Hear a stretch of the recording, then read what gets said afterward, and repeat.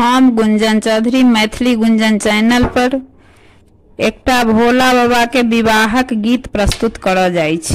अहाँ सबसे आग्रह जे गीत के अंत तक जरूर सुनब। बाप हे मंतरे से सभा पैसे जो हलानी कानी कोने लाएला बिचारी गे माई। बाप हे मंतरे से सभा पैसे जो हलानी कानी कौन लाएला बिचारी गे माई।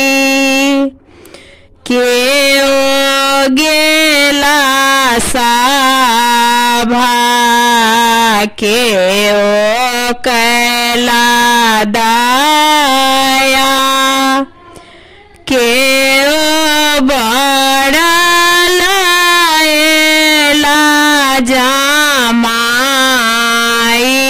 गे माई।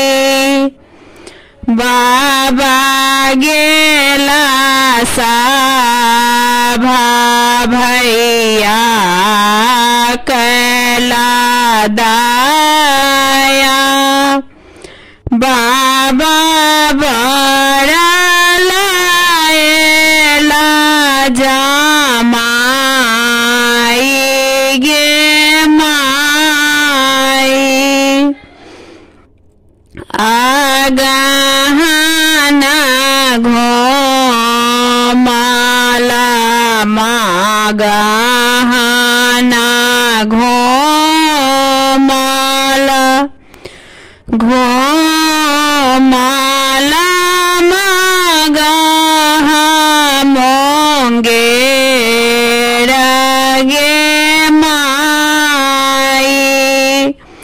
धिया जुगुते बड़ा कता होने भेटला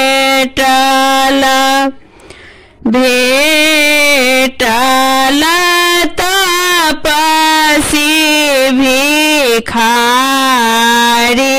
गे माई। बेटी जुगुते बड़ा कता होने भेटला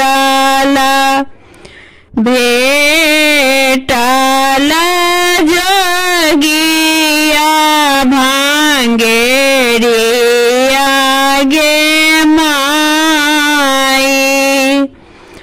तोरा लाए आहो बाबा तपसी भिखारिया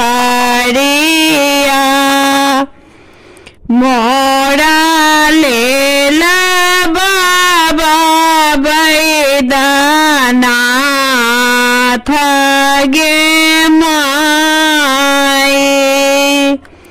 तोरा लाए आहो भैया जोगिया भांगेरिया मोरा लेला बाबा बैद्यनाथ गे माई। भानहि विद्यापति सोनो हे मानाइनी लिखला मेटलो नहीं जाई गे माई। भानहि विद्यापति सोनो हे मानाइनी लेखा